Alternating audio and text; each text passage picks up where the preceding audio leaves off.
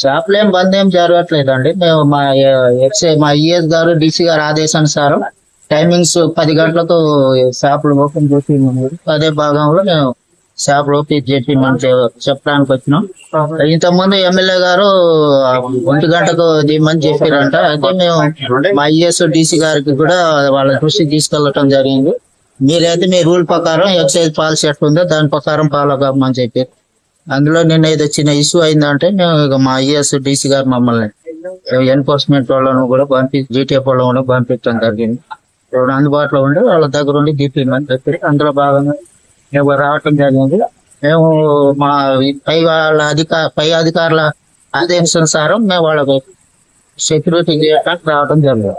So ఈ wine షాపుల మీద ఇబ్బంది అది వాళ్ళు ఏమైనా వస్తే అసాల్ట్ కేసు లాంటిది ఏమైనా ఉంటే మేము పోలీసులో కంప్లైంట్ చేస్తాం. వాళ్ళు ఎవరైనా బలవంతంగా వచ్చి ఏమైనా చేస్తే ఫర్దర్ గా మా ఈ పై అధికారుల ఇన్స్ట్రక్షన్ ప్రకారం మేము వాళ్ళ మీద కంప్లైంట్ చేయాల్సి వచ్చింది. మా రూల్ ప్రకారం ఫాలో కమ్మని చెప్పి ఉంటాం. మేము ఉండటానికే వచ్చింది.